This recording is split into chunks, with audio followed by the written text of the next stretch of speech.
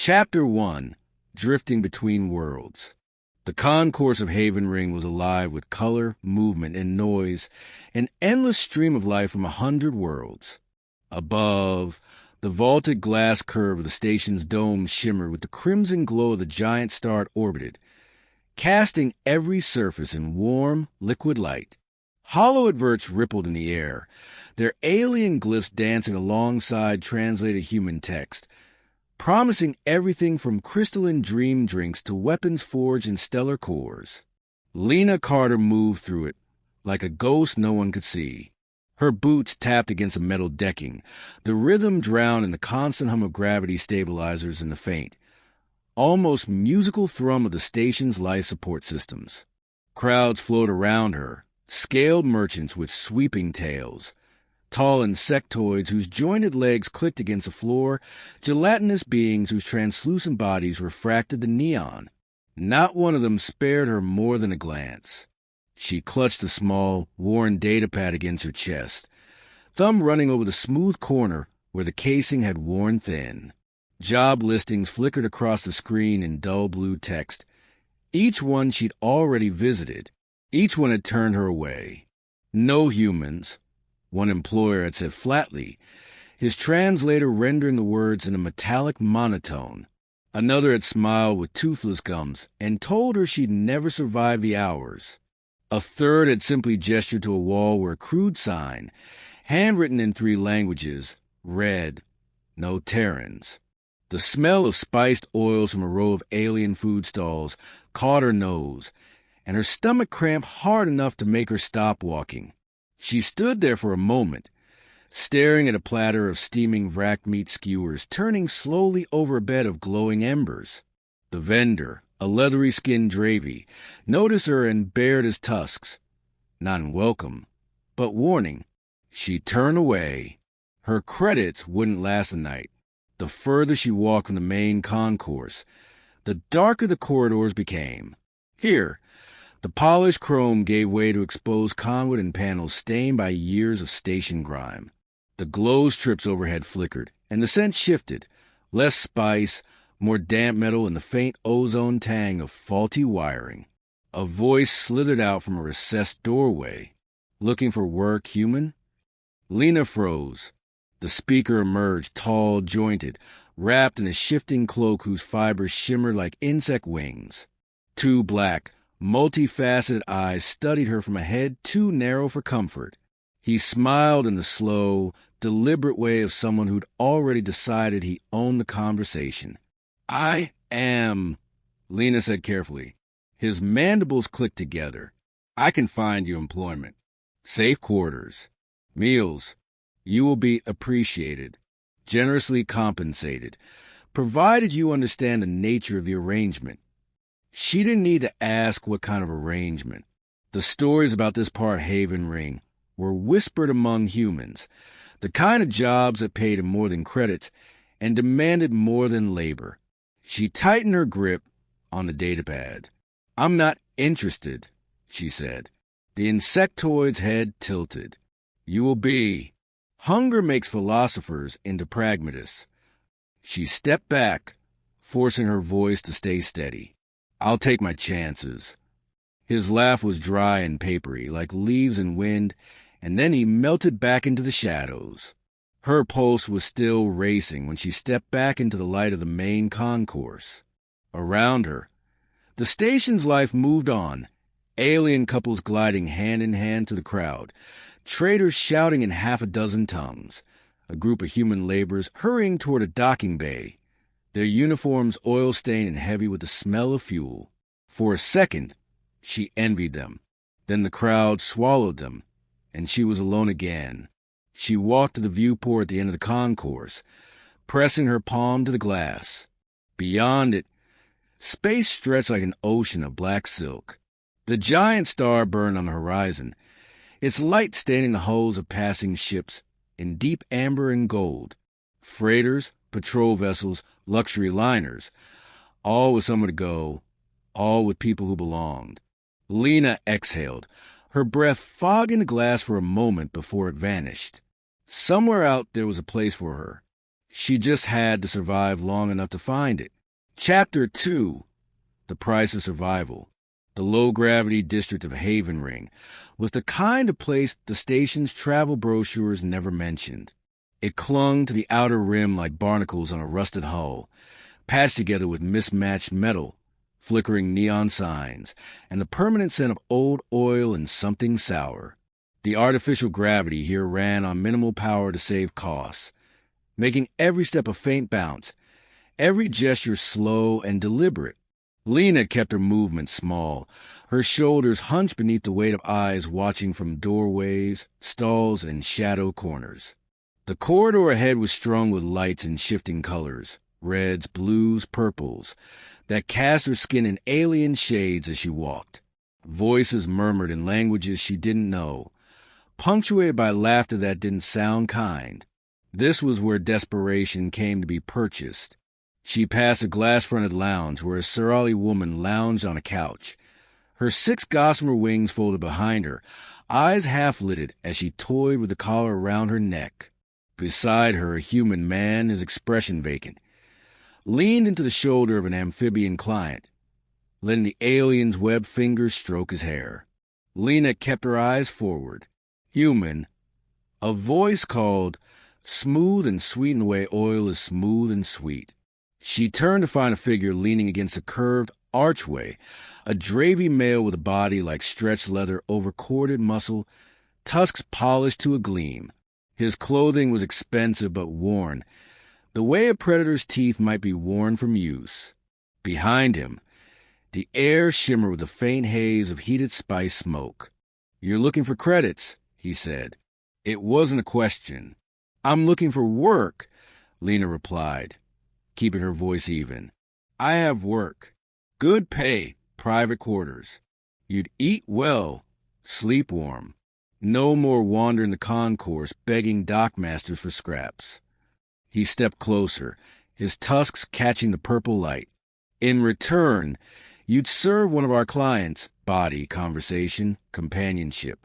You're pretty enough for the discerning ones. Exotic." Lena's stomach turned, but she forced her expression to remain still. Not interested. He chuckled, deep and slow. "You say that now, but hunger changes a mind.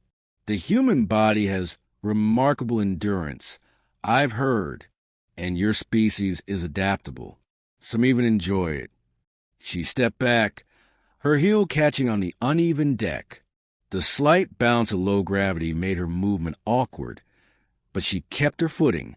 "Find someone else."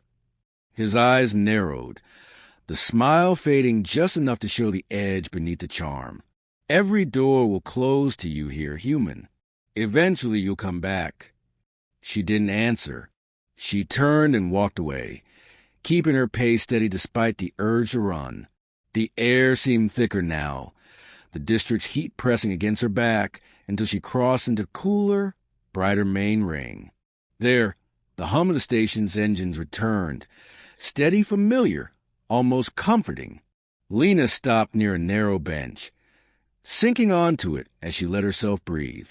Around her, travelers moved with purpose, carrying goods, greeting friends, boarding shuttles. All of them had somewhere to be. All of them belonged to something.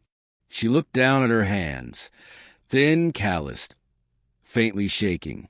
This is what they see when they look at you, she thought. A body first. A mind maybe never. A pair of young human dockhands walked past, laughing about a cargo hauler that had nearly clipped a docking arm. For a moment, Lena wanted to follow them, ask if their crew needed another pair of hands. But she knew the answer.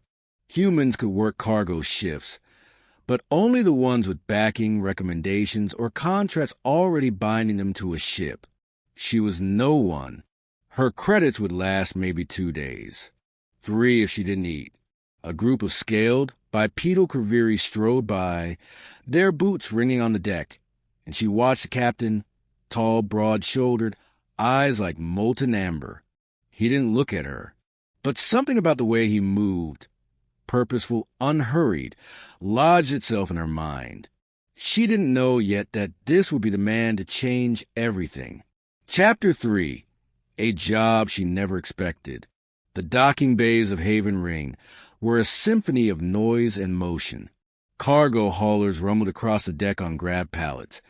Servitor drones zipped overhead like metal hornets, and the deep, resonant clang of magnetic clamps locking ships in place echoed to the cavernous space. The air smelled of coolant, scorched metal, and the faint sweetness of imported floral oils drifting from a luxury liner 2 bays over. Lena stood at the edge of Bay 43, clutching her datapad so tightly the edges dug into her palms. She had been here for hours, asking every dock supervisor who would give her 30 seconds of attention. Most didn't. The ones who did had that same polite, pitying shake of the head. No openings. No humans. She was about to turn away when a shadow fell across her. "You're still here." She looked up into a pair of amber eyes, glowing faintly, like embers banked under ash. The voice was deep, slightly rough, and the man, or alien, standing before her was unlike anyone she'd spoken to in weeks. His species was one she didn't recognize up close. Tall, easily 2 meters, his frame was all lean muscle beneath a coat of fine, overlapping scales the color of weathered bronze. His jawline was angular, his cheekbones sharp, and his long black hair was braided back to reveal a pair of ridged crests along the top of his head. His clothing was practical but worn. A dark flight jacket reinforced with patches of armor, heavy boots, and utility belt that looked like it had seen its share of fights. "I am," Lena said, realizing too late how small her voice sounded against the bay's cacophony. "You're looking for work," he stated, not asked. "I am," she replied more firmly. The alien studied her for a long moment, his eyes scanning not just her face, but the way she stood, the wear of her boots, the faint grease stains on her jacket. "What can you do?" She hesitated. "I can run cargo manifests, handle navigation charts, repair small systems, human systems at least. I'm a fast learner." One corner of his mouth curved upward in something almost like amusement. "Human systems," he echoed. "Most here would tell me that means outdated systems, that your kind breaks things more often than you fix them." Her jaw tightened. "Maybe, but when our systems break, we don't wait for a replacement part shipped from the other side of the galaxy.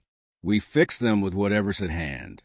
You'll never meet a human who doesn't know at least 5 ways to improvise." That made him pause, and something in his eyes shifted. "I'm Captain Rhoran," he said finally. "I command the Valiant. We're short of NAV tech. You'll work under probation. No pay for the first run. Only a berth, meals, and the chance to prove yourself. If you fail, I drop you at the next station. Understand?" She blinked. "No pay." "Not until you've shown you're worth the risk," he said, voice flat. "Humans are unpredictable, but sometimes unpredictability has its uses." She glanced past him toward the ship parked in Bay 43. The Valiant wasn't sleek or pretty. Its hull was a patchwork of mismatched plating. Its starboard engine housing bore a streak of blackened scoring from some old battle, and its name was stenciled in bold Terran script across the side. But the ship had a presence, a sense of stubborn endurance, like it had seen everything the galaxy could throw, and kept flying anyway. Her chest tightened. This could be her way off the station, her way out of begging. "I'll take it," she said. Rhoran gave a single sharp nod. "Follow me."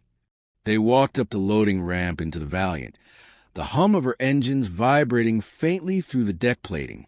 The air inside was warmer than the bay, scented faintly with oil, ozone, and something metallic Lena couldn't place. The corridors were narrow, the walls lined with pipes and control panels, each bearing labels in a mix of alien glyphs and Terran standard. Crew members passed them, an insectoid mechanic whose multiple arms carried a box of tools, a squat reptilian with eyes like molten gold, a pair of avian twins chattering in their own musical language. All glanced at her, with varying degrees of curiosity and suspicion. "You'll be quartered in Section B, Berth 7, Rhoran said without looking back. "Shift starts in 2 hours. Don't be late, and don't touch anything you don't understand." He stopped at a narrow cabin door, gestured toward it, and started to walk away. "Captain," Lena called after him. He turned, one brow ridge lifting. "Thank you," she said. His gaze lingered on her for a moment longer than necessary, unreadable. Then he turned and walked down the corridor. Lena stepped into her tiny berth. It was nothing more than a bunk, a small locker, and a viewport barely wide enough to frame a sliver of stars. But for the first time in weeks, she wasn't thinking about where her next meal would come from. For the first time in weeks, she felt like maybe, just maybe, she belonged on a ship again. Chapter 4, Among Strangers, Earning Respect. The Valiant felt like a living thing. Even docked, the ship's heart thrummed beneath Lena's feet, the steady pulse of her reactors resonating to the deck plating like a heartbeat in metal. Somewhere deep in the hull, coolant pumps whispered, fans spun, and the occasional hiss of pressurized gas punctuated the otherwise constant hum. It was Lena's first full shift. She stood in the NAV bay, a cramped, circular room ringed by hollow displays. Star maps hung in the air like shimmering cobwebs, data streams curling between them in bright lines of blue and green. She'd been told to run an initial course plot for the ship's next run, a trip through the Avaris Belt, a dense cluster of tumbling asteroids, mineral-rich but infamous for chewing ships into scrap. Across the room, a tall avian crewman named Koresh was watching her with the slow blink of someone expecting her to fail. His feathers caught the glow of the hollow screens, shifting between dark bronze and gold. "Humans," he said, the translator at his throat giving the word a faint metallic rasp, "have a habit of relying on luck instead of skill. I hope your captain understands the difference." "I rely on not dying," Lena said without looking up from her console. "Luck's a bonus." Koresh made a soft clicking sound, a laugh maybe, but didn't move to help. The Valiant launched smoothly from Haven Ring, the station's crimson-lit bulk sliding away in the viewport. As the stars wheeled into view, Lena adjusted the plotting software, pulling in live drift data from the ship's sensors. That's when she noticed it. Tiny discrepancies between the autopilot's predicted paths and the real-time movement of the belt's outer rocks. "Captain," she said, tapping her comm, "the belt's drift velocity is off by 0.5% from the chart. Could be nothing. Could be a gravity anomaly." "Noted." Rhoran's voice came back, calm but clipped. "Adjust as necessary. This load can't afford delays." The Valiant entered the belt, the hull lighting up with flashes of reflected starlight as asteroid shadows slid over them. The autopilot handled the first stretch well enough, weaving them between spinning stone and ice. But then the ship shuddered, just a slight vibration, almost imperceptible, and Lena's eyes flicked to the data. 2 large fragments had shifted trajectory, on a collision course. The autopilot began recalculating, but its solution would steer them straight into a cluster of smaller debris that could shred their comm array. "Autopilot's too slow," Lena muttered. Koresh's crest feathers ruffled. "Then what will you do, human?" She yanked the helm override toward her console, something your computer can't. Her hands flew over controls, eyes tracking a hollow map in front of her. Instead of steering around the largest rocks, she calculated their rotation speed and angled the Valiant to slip through a narrow gap between them, timing it so the rock's own spin would give them a gravitational slingshot toward the next safe vector. The ship banked sharply, artificial gravity struggling to keep up as the viewports filled with spinning stone. One of the rocks passed so close its jagged surface scraped the edge of the Valiant's shields, flaring white. Then they were through, momentum carrying them neatly past the secondary debris cluster before the autopilot even finished recalculating. In the sudden quiet of the NAV bay, Koresh's voice came low. That was not luck. Lena allowed herself a thin smile. No, that was human thinking. Rhoran's voice crackled over comms. Navigation, well done. Keep it steady until we're clear. The rest of the run was almost peaceful, the belt falling away behind them into the dark. When Lena left the NAV bay, a few crew members glanced her way, not with open warmth, but without the skepticism they'd had earlier. Even the insectoid mechanic tilted his head in what she thought might be respect. She found Rhoran waiting in the corridor outside. He didn't smile. She wasn't sure he could, but there was a weight to his gaze that hadn't been there before. You're not useless, he said simply. High praise, she replied, her tone dry. It is, he said and walked away. The Valiant's engines hummed on, steady and sure.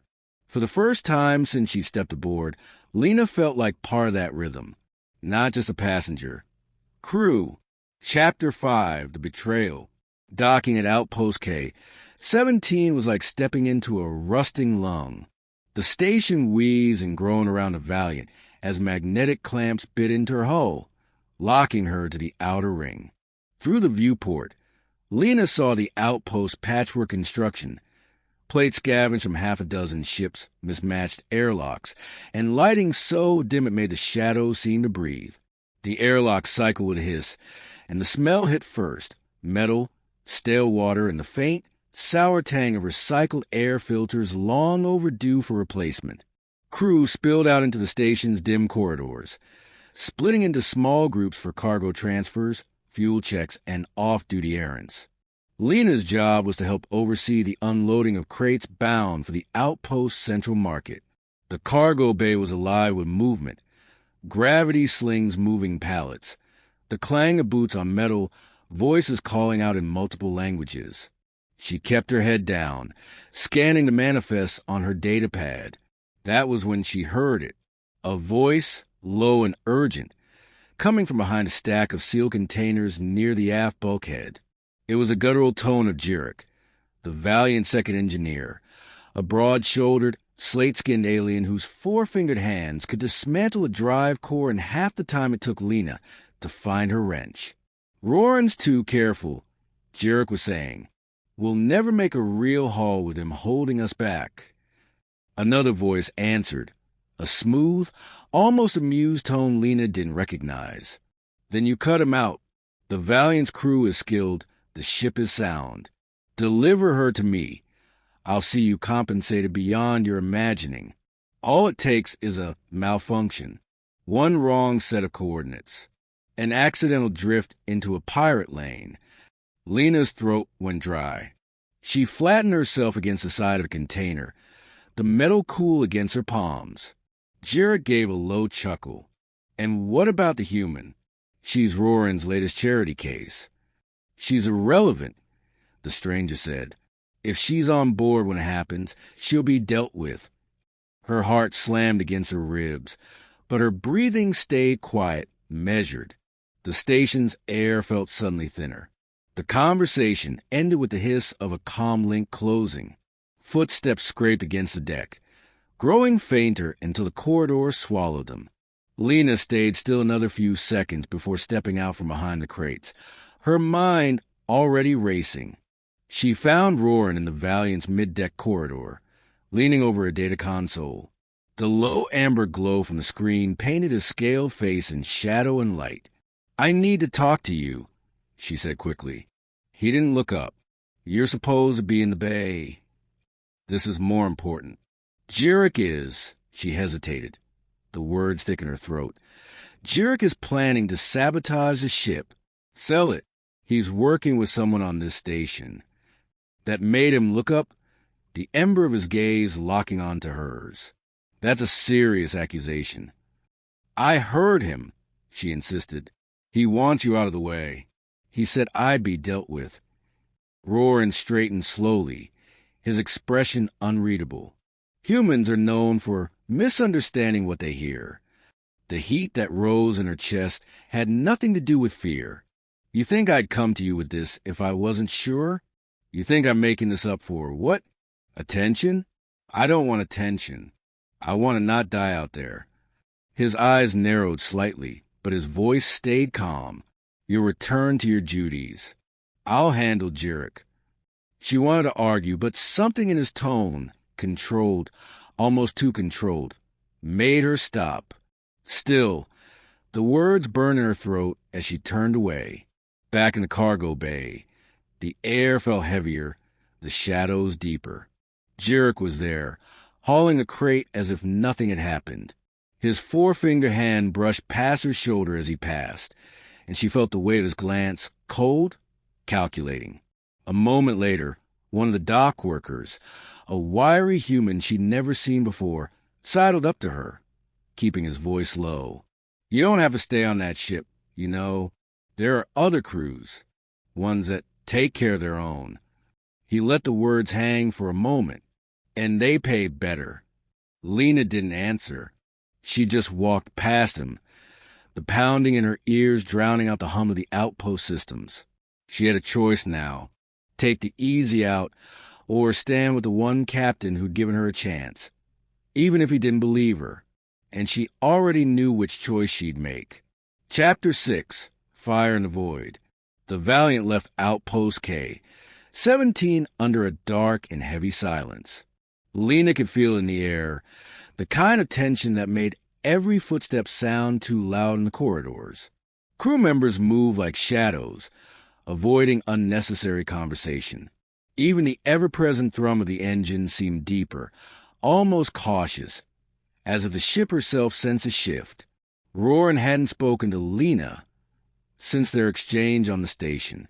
He'd given orders as usual, his voice clipped and precise over the comms, but not once had he sought her out. If he suspected Jurek, he didn't show it. But Lena felt it, knew it, like the way you can smell rain before it falls. By the second day out, they were in deep space, the stars sharp and cold against the black. Lena was in the NAV bay when the first alarm sounded. Hull breach, cargo deck 2. Her chair clattered backward as she bolted up. On the holomap, a red warning beacon pulsed over the aft section. Gravity locks in that area had disengaged. Then came Rhoran's voice over shipwide. Boarders in cargo bay 2. All available crew contain. Lena's stomach dropped. A malfunction, just like Jurek's contact had suggested. She grabbed a wall-mounted locker and yanked out a mag-seal utility harness, clipping it to her belt. She wasn't armed. No one had given her that kind of trust, but she knew her way around the bay's layout. The corridor to cargo 2 was chaos. Crew scrambling past, the hiss of the emergency bulkheads, sealing sections, and a low, eerie howl of air venting from somewhere deeper in the ship. The moment she reached the final hatch, the gravity gave out entirely. She kicked off the wall, sailing into the bay. Zero-G firefights were a kind of madness. A group of pirate boarders, lean, armored figures with opaque visors, floated among the drifting crates. Muzzle flashes burst in the dim light, casting brief, violent shadows across the bay. Energy bolts sizzled through the air, each missed shot leaving a faint ozone sting in her nostrils. Jurek was there, too, exactly where she'd expected him, pretending to fire at the intruders but positioned conveniently near the release controls for the forward cargo locks. If he triggered them, half the bay, and anyone in it, would be ejected into the void. Rhoran was on the opposite side, exchanging fire with 2 boarders trying to flank the crew's position. His movements were controlled, precise, but he was pinned behind a floating cargo pod. Lena didn't think. She unhooked her harness line and kicked hard off a bulkhead, using her momentum to cross the bay toward the suspended crates near Jurek. Her hands found one of the loose cargo nets, and with a sharp tug, she sent a trio of small seal containers drifting into the firing lane of the nearest pirate. The distraction bought the defender next to him enough time to land a clean shot, sending the pirate spinning limp into the wall. Carter. Rhoran's voice barked over comms.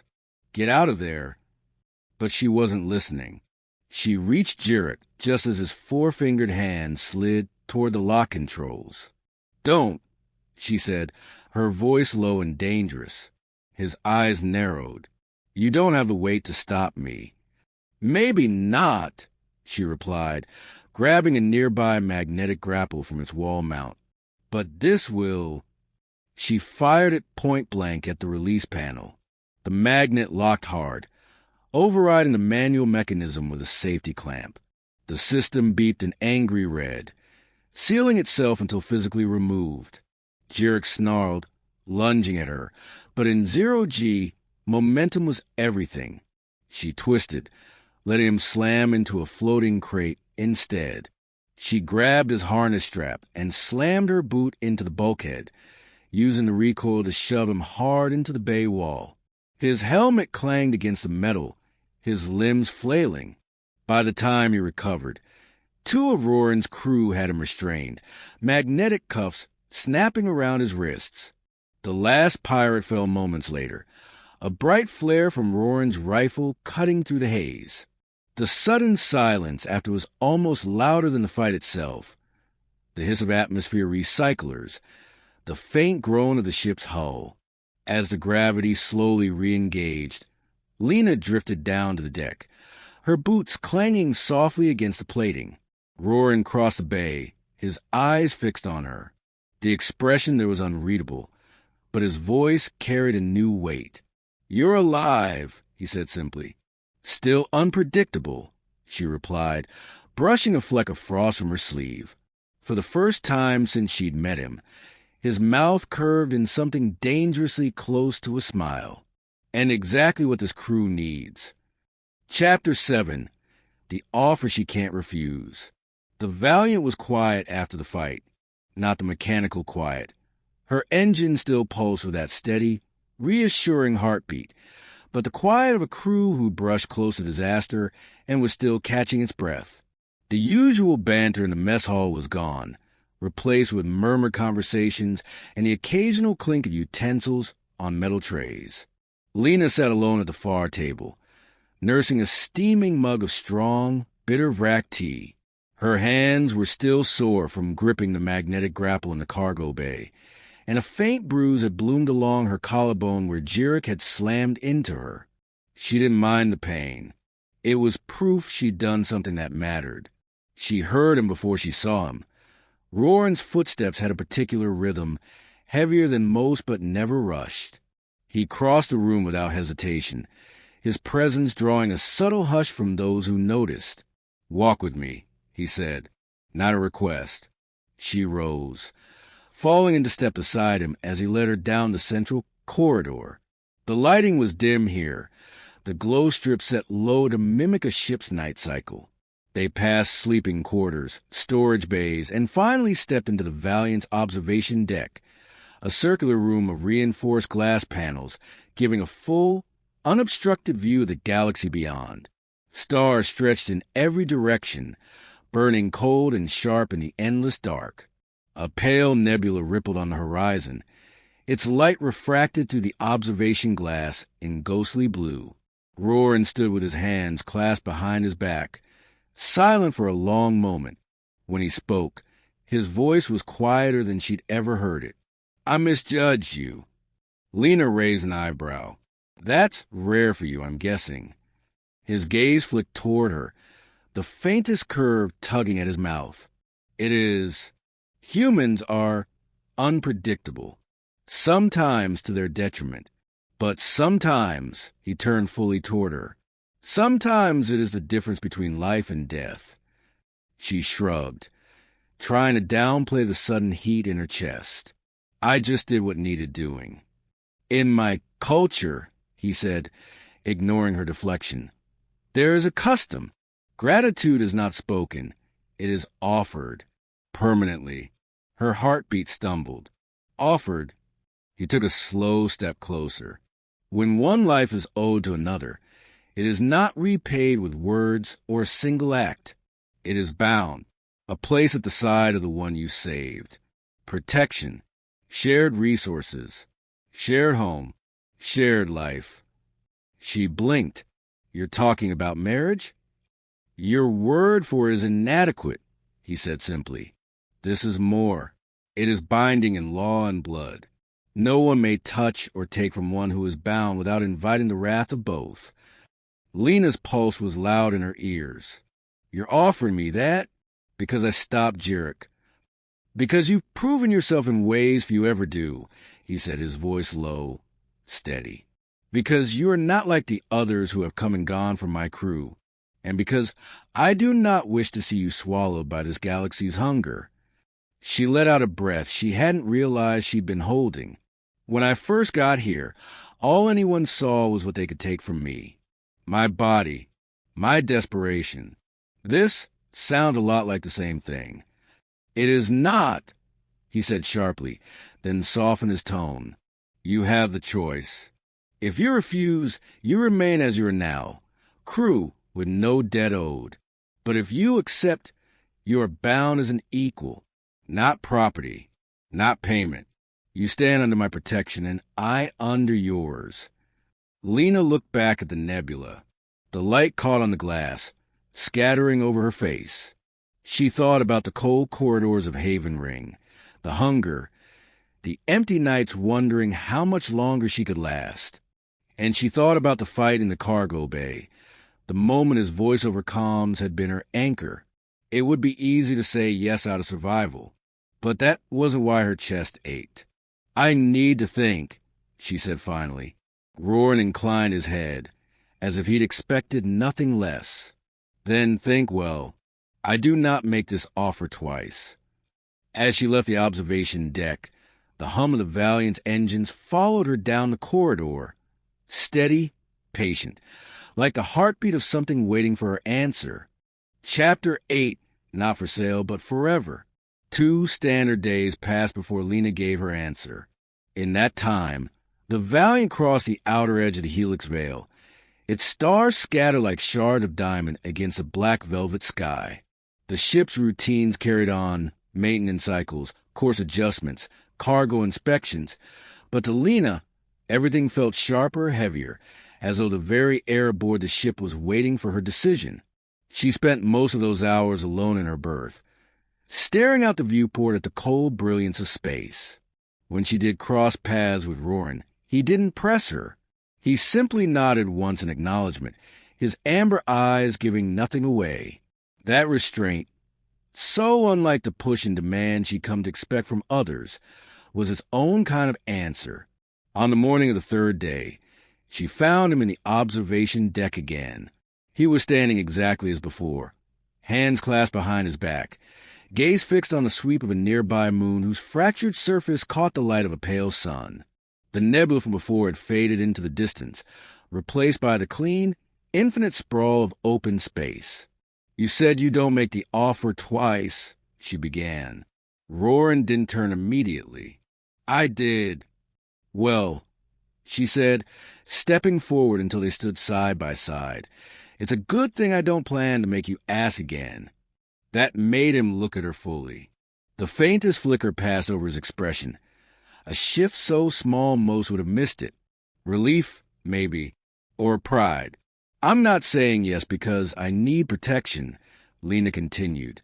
I'm saying yes because this, she gestured toward the ship around them, toward the stars beyond, feels like mine now, like I finally belong somewhere, with someone who sees more than just what I'm worth to their hands. Rhoran inclined his head, his voice low and certain. Then it is done. From this moment, you are bound to me as I to you. Your enemies are mine. Your victories are mine. Your life is mine to guard, and my life is yours to keep. He stepped forward and pressed his palm to her forearm in a gesture that felt both alien and deeply intimate, his scaled skin warm against hers. She mirrored the motion, the texture of his scales a tactile reminder of everything about him that was strange and yet right. The Valiant's engines thrummed beneath their feet, a steady pulse that matched the quiet beat of her own heart. What happens now? She asked. Now, he said, turning back toward the stars. We keep flying. We take what the galaxy throws at us and give back twice as hard. Together, she smiled just slightly. Not for sale anymore. Never, Rhoran said. You were never for sale, Lena Carter. Not to me. They stood there in silence for a long moment, watching the moon slip away behind them, the stars opening like a promise ahead. For the first time since she'd stepped onto Haven Ring, she wasn't drifting between worlds. She was exactly where she was meant to be. The Valiant sailed through the dark, her hull aglow with the reflected light of a distant blue star. The hum of her engines was steady now, like the heartbeat of something alive and content. Through the forward viewport, the galaxy stretched wide. Alien constellations Lena had once only seen in old charts now glittered above a horizon that would never end. They stood side by side on the observation deck. Below them, a neon-lit city bloomed on the surface of a jade-green world, its towers alive with shifting light. Faint echoes of alien voices drifted up to the comm relay, a reminder of the station they'd left behind, of the battles fought, the betrayal survived, and the bond they'd forged. Rhoran's amber gaze was fixed on the stars. The galaxy will not grow softer, he said. There will always be those who see you as something to be bought. Lena turned to face him fully. Then they'll learn I'm not for sale. Not now. Not ever. He studied her for a long moment, then reached out, his scaled hand closing gently over hers. And they will learn, he said, voice low, that a human with something to fight for is the most dangerous force in the stars. Outside, the city's lights fell away, replaced by the vast, glittering sea of space. The Valiant banked toward it, her engines flaring bright. Lena's lips curved into a smile. Then let's show them. And together, they stepped forward, into the future, into the unknown, bound not by desperation, but by choice.